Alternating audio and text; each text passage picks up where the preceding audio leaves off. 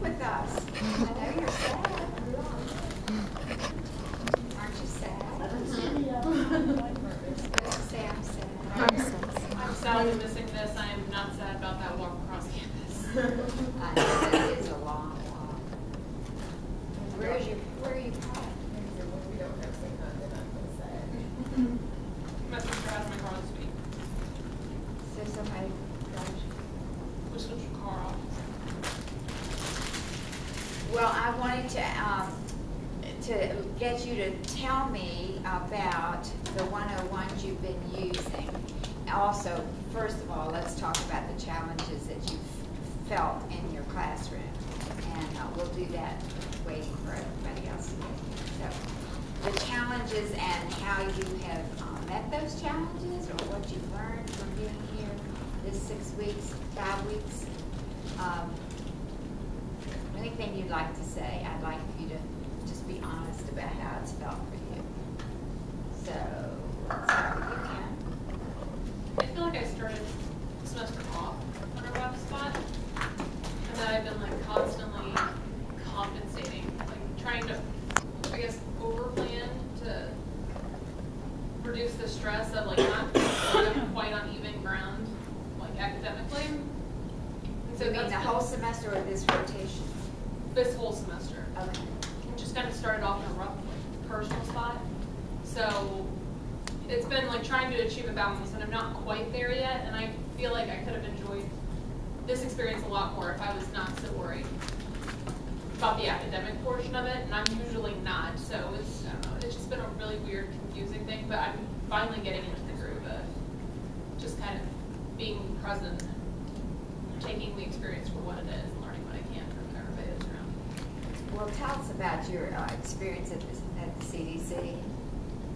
It's really good. I really like it a lot. I like that it's one philosophy, it's one discipline method, and everybody subscribes to it. I think like when you have a community that's supportive like that, it makes things much easier to deal with. And also there's a lot of like cross-discipline. So like you don't have to worry about other people disciplining kids in your classroom because everybody's doing the same thing, which is made for really nice playground experiences when all classes are combined and out in like the common room with the child development center. It's like a big common room in the middle of it. Kim is the only one of you who's been over at the other center, and so she has quite a different experience. And her teacher now has gone out on maternity rest, so Kim's there without the teacher. But you had 3 weeks with the teacher, and she was, well, you can tell what kind of role model she was. She's wonderful. Stephanie Lund, love her. She's like the embodiment of positive discipline and speaking to children respectfully, but not in that like, you know, the tone some people adopt when they talk to small children. Like she's always very respectful of them, and she's a really good environment. I like her a lot. I wish I had more time with her. I'm bummed. Like I'm happy that she's she's resting and doing what she needs to do, but I'm bummed that I don't have her for these last 2 weeks. I'm sorry you don't do it. Maybe you come back sometime to spend some more time with her. But she is totally consistent with and being kind to children. I think that's the word, consistent. She's incredibly consistent. And it makes their environment very predictable. Even the difference between last week and this week, and I'm like, Miss Chandler stepped in for her. I'm like, there's just, so she's doing a good job, but you can tell the difference between the consistency levels, and the kids really latch on to people who are consistent. Thank you. I'm not gonna lie, I really like it. I'm gonna miss the kids when I leave. We have a really good class and a really good teacher, and they're hilarious. They really are. They're so funny. I think probably one of the biggest challenges is we have a lot of. How do I say this nicely? We have a lot of children that like to tell on other children without calling them toddlers. But we have a lot of them that they'll run up to you, and the stuff didn't even happen, but they think that it happened. And I think that's been one of the biggest challenges for me, is trying to incorporate the 101s into that. So the tattling worksheet that you gave, and I think it was in class, was helpful. But I think that's probably one of the biggest challenges that we Does it help to just say, I'm sorry, and I would never do that to you? Does that It help? does sometimes, but other times, like, they still keep.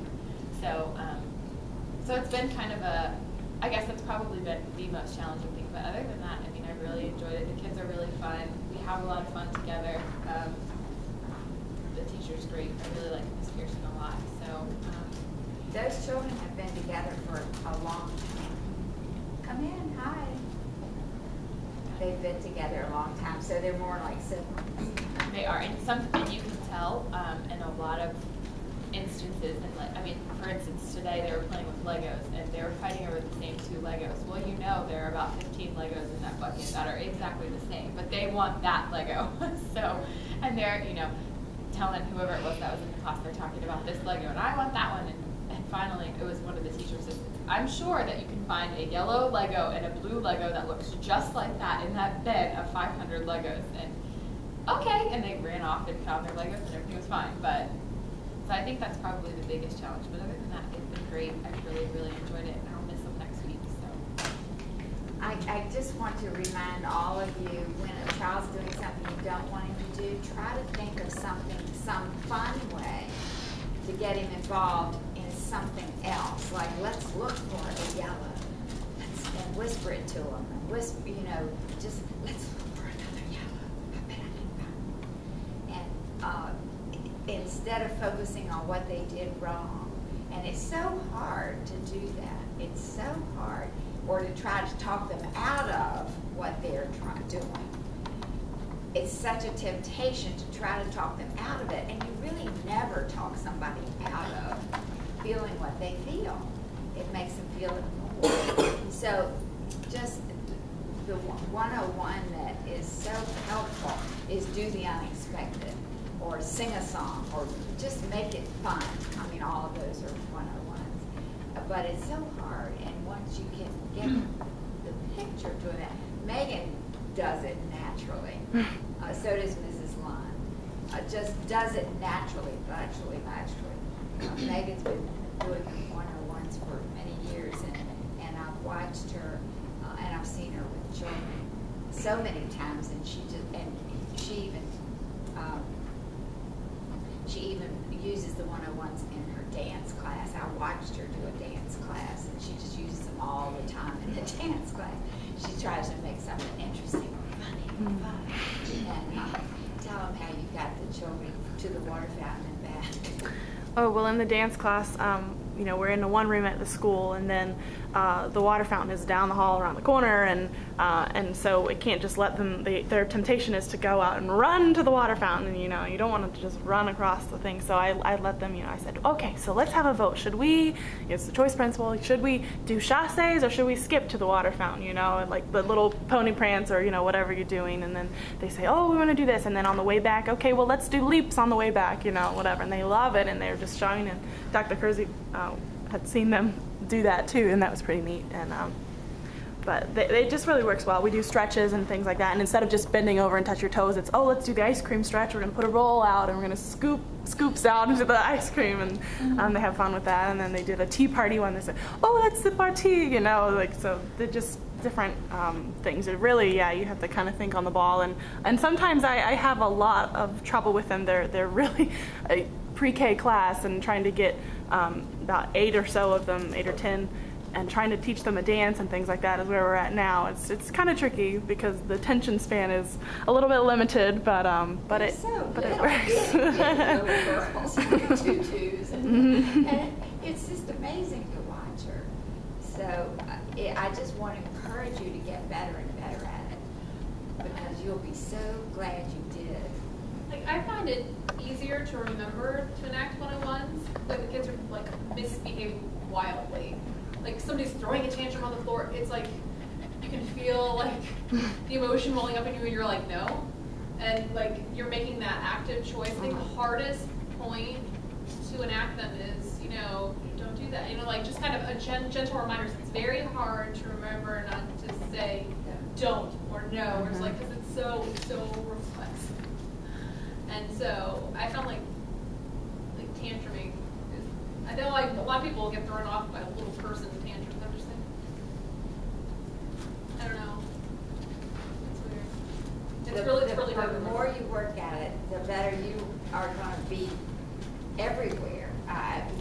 own children. I was just talking to a whole group of high school students this morning, and I said, if you just learn these few things, you will be a better parent all your life. And and the big one to learn is to focus on what you want to see more of, and to make it interesting and fun. And that's just raining on the grass and not the weeds, but it is just not easy to do. We are so tempted to focus on what they're doing wrong. So you all have done a good job with this. I know there's a lot of challenges that go on in that class. I mean, and even when you do that, like we'll tell them, you know, if they're sitting in circle, and happen today, they're sitting in circle, oh, Griffin, I love the way that you're sitting, and then they're all like, me too, and then they all of a sudden sit there, and you're like, you too, thank you.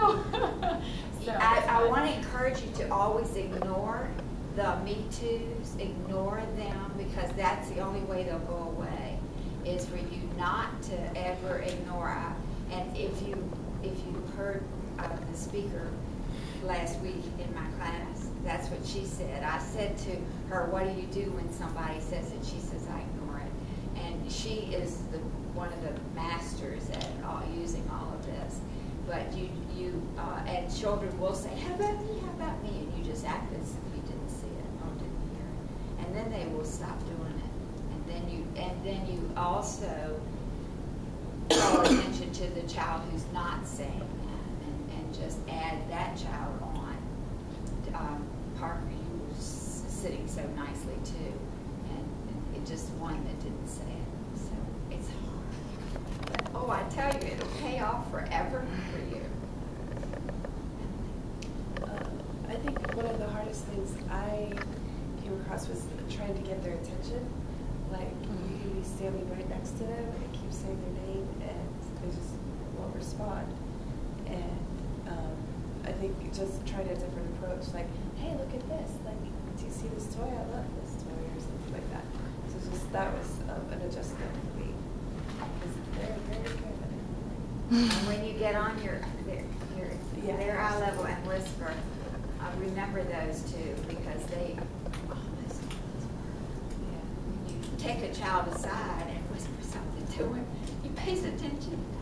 So I know that's not always possible, but it really does help. Elizabeth, we're talking about challenges and what you've learned and what's worked for you.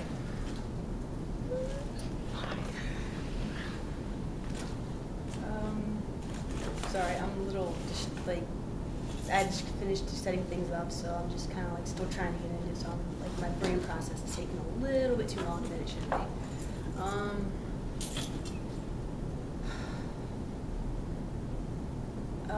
What I've learned is sometimes kids tend to, like she was saying, do the exact same thing. If one's misbehaving, the others will do the exact same thing because they're like, hey, the teacher's paying attention to that person, no matter if we're doing the right thing or if they're not doing what they're supposed to do. One thing that I've learned that's effective, I guess, is kind of like you were saying, pointing out the ones that are doing the right thing, because they still, no matter if it's good or bad, they want to do whatever that one child is doing, so they get the same attention and the same praise. I saw one of the children come over to get comforted by you the other day, and I thought that was so sweet. And you were doing a nice job of comforting that child. So I wanted to congratulate you. Thank you. That's a good one. I think what I've learned is to be silly. They love it when you're silly. There's nothing better than making a class full of little kids laugh really hard. And one thing that's really challenging for me is disciplining. I tend to just be a nice, passive person, and it's kind of even in my practicum before this, the lady was the only thing I have to tell you is find your teacher voice, be stern. And so one good thing that Miss Charlton has taught us is, for instance, somebody is playing in the water fountain, playing over there, you can be oh, thank you for not playing in the water, or thank you for not talking during circle time. And that seems to get them to do the right thing pretty fast. Miss Johnson's a good example, isn't she? She is. She's Keeping on really top of things. Yes. I've been very impressed with her ability to do that and to stay on, keep the whole class in mind so she can tell if something's not going well, she'll just change the tempo. And that's hard to do. And she also, one 101 that she did the other day is our class had been kind of crazy. It was after they came back from spring break, I guess, and so we had to have a little class meeting about their behavior. And so that changed for the rest of the day. They were really good for the rest of the day. And the next day too. We kept bringing it back up, like, remember our little talk? How did she do a class meeting? She just cut circle time, and she was like, all right, listen, and I was teaching, and she was like, we need to talk, like, how do we treat our friends? Like, do we talk out of turn? Do we interrupt teachers? Like, just a bunch of different things. And afterwards, they were all just sitting there like, I can't believe she just did that. That's good that she did that. I'm glad she followed that. Larissa? I agree with a lot what's been said. I've experienced where I feel like I'm getting ignored, or like just communicating with the child, and like they're looking at you, and then all of a sudden it's like they just look away, and it's like they don't want to do their work or pay attention to what you're saying, but you were like just communicating with them. So that can be frustrating, and like trying to like, what are you doing? And yeah, I would agree. Being silly really helps. Like just whispering or like doing something unexpected gets their attention. But I also find that there's a couple little boys in our class that they tend to, when things don't go their way, they throw huge temper tantrums, and it's really distracting. And they cry, and they'll say things like, I'm not going to come to school anymore, or whatever. Or they'll use like really unkind words, but it seems like habitual. It hasn't stopped. It's like I've seen that the behavior is ignored, or like they can take some time for themselves, but it's continued still.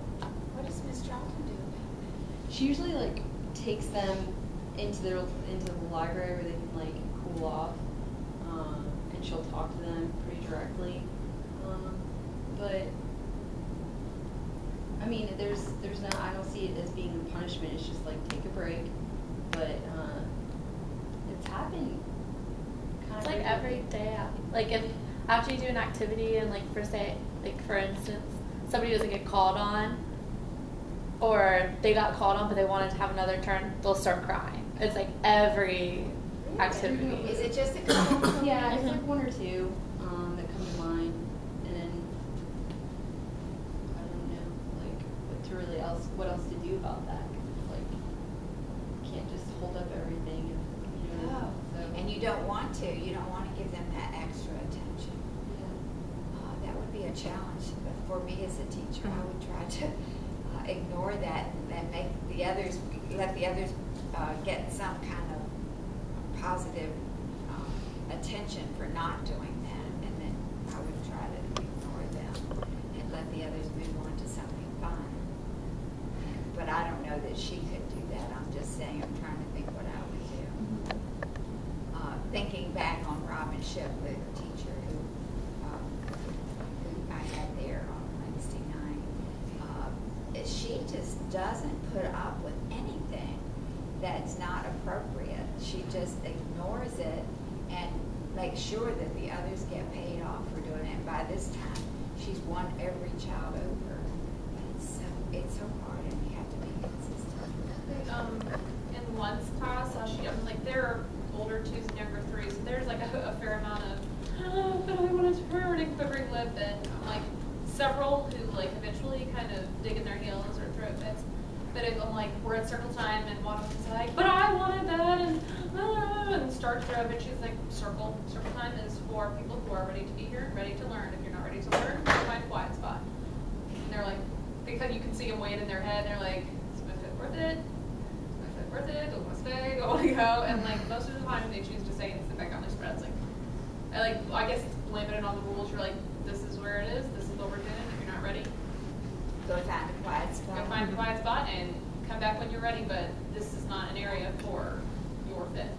And that seems to work really, really, really well. Even for the ones who are really obstinate, it works pretty well. This person does the same thing. If they're in circle time and they're crying or they're upset or somebody didn't get a turn, she'll say, well, we're here for circle time. If you're not ready for circle time, then you can go find a quiet spot and come back when you're ready. And They don't wanna miss out. 99% of the time, and they're ready to learn. And all of a sudden, it's like they are ready to learn. So I have seen that in Miss Charlton's class. She'll say something similar, like if you're not ready, you can leave. Like you can leave the circle. And sometimes they do. They'll go march over to the little library. But there's been a couple of times where 2 students of mine that have start screaming, and it's like, what do you do? Because they're literally like screaming, like really loud, crying, and it's like you can't talk over that. So she has to go over, pick the child up, and bring him over to the area. And like, I don't know if you didn't have any assistants, like, what would a normal teacher do in that situation? Because everybody else would be on the carpet, and you'd be like, I wouldn't give them the attention. I would move them to the spot. If they're not willing to get up on their own, I would go with them to the spot and leave them there and walk away. And because tantrums are no fun. Tantrums are no fun without an audience. right. At the and point where like they'll scream really loud for about a hot minute, and then they're like, okay, nobody's watching. This is a little boring. And then they're looking. Then you'll see them pick up and look over, like, what's going over there? And at that point, it's more interesting to be back over in the group. You have to Get find comfortable. what works for you, but I just want to encourage you to think about the fact that you want to reward all the other children who aren't doing that, and whisper to them or get them involved in something else and leave that child out. And like you said, if you leave them out or let them go to a quiet spot, they don't want to be gone. They don't want to be out. They want your eyeballs. So what you have to be careful is not to give them your eyeballs. So it's different with every teacher, and you have to find what works for you. But I just want to encourage you to find something that works for you, and be as consistent as you can. Okay, Ms. Barber. Well, I guess the most challenge I've had is when the one-on-ones aren't going to work. Like today, I had a kid stabbing me with scissors. I'm going to say, don't stab me with the scissors. I'm not going to say, would Well, you that's- rather do this or do that? That's not a one-on-one. I know, understand? but you can't. I mean, what am I going to sit here and think of something? Well, I would take the Stabbing me with scissors the away. scissors. I would take the scissors. Well, I did. But this little boy That's- is consistent, just being mean. And I do have a hard time, sometimes we'll say, we'll do the one-on-one, and then sometimes it'll work. But other times he's just stubborn, so. Not that those little scissors are gonna hurt you, it's just the fact that you shouldn't be stabbing people with scissors. You know what I mean? Well, of course you should take the scissors. Yeah, well, yeah. But But sometimes, I but mean, it's like, all right, you got to peel their little hands off, they're fighting to hold on. It's like, kid, you know what I mean? Don't take my scissors. But, Well, all the 101s still would work if you could, think fast enough about what to do. But what you want to do is to focus on the children who are doing the right thing and focus on what you do want him to do. Instead of telling a child what you don't want him to do, tell him what you do want him to do and make that pay off. So that's raining on the grass and not the weeds. But, well, I understand that, but in the meantime, he's stabbing you with the scissors. what he takes. Okay. Of course, certainly not letting him. Or coloring on his crayons, or whatever he chooses to do, because he doesn't, he's angry or whatever. iMessage. when you do that, it makes me sad. And, Oh, I yeah. do. Well, I do use that, sure. Yeah, but sometimes they don't really care. I mean, sometimes I just think that sometimes it doesn't work. Well, I hope that you'll find a lot of ways to make it work, because the opposite. One of my students did the un-101s, and I started to bring them in. I wish I had now for you. And the opposite of what the 101s are is all the punitive stuff.